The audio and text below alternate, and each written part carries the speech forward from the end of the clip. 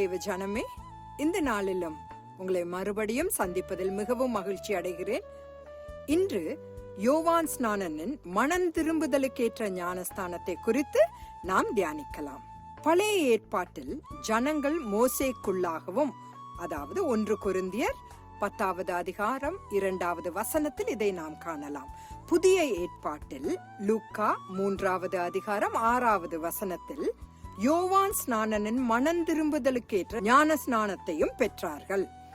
யூதர்கள் மனம் திரும்புதலுக்கு ஏற்ற காரியங்களை வெளிப்படுத்திய பிறகே யோவான் அவர்களுக்கு ஞான ஸ்நானம் கொடுத்தான். இது மனம் திரும்புதலின் ஞான ஸ்நானம் என்று அழைக்கப்பட்டது. அச்சமயத்தில் அந்த ஞான ஸ்நானத்திற்கு அவன் எந்த பெயரையும் பயன்படுத்தாததால் ஜனங்கள் யோவானுக்குள் ஞான ஸ்நானம் பெற்றதாக வேதம் கூறுகிறது. யோவானின் இந்த ஞான ஸ்நானமானது அந்த நபரை கிறிஸ்துவுக்குள்ளான ஞானஸ்தானத்திற்கு ஆயத்தப்படுத்தியது. ஒரு ஆணோ அல்லது பெண்ணோ தேவனால் பரிந்துரைக்கப்பட்ட வாழ்க்கை முறைக்கு திரும்பும் போது தேவன் அவர்களின் பாவங்களை மன்னிக்கிறார். மனம் திரும்பாமல் எவரும் பாவ மன்னிப்பை பெறுவதில்லை.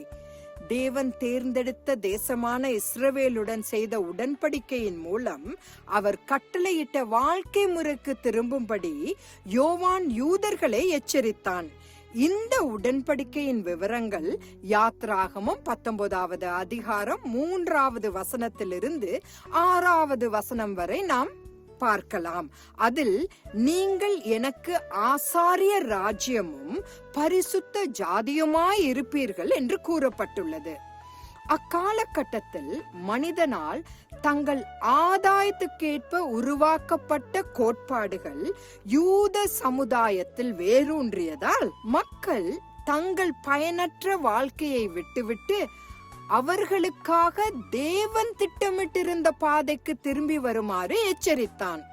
இதுவே அவன் உபதேசித்த மனம் திரும்புதலின் சாராம்சமாகும்.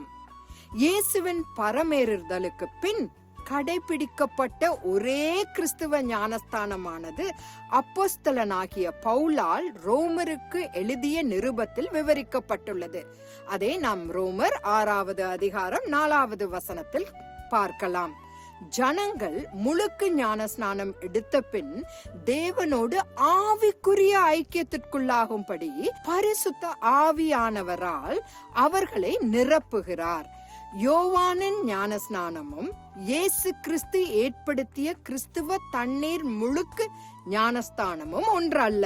ஆகவே பாவிகளாகிய நாம் மனம் திரும்பி பாவங்களை மன்னிக்க வல்லவராகிய இயேசு கிறிஸ்துவின் இடத்தில் நம்மை நாமே ஒப்பு கொடுப்போமாக.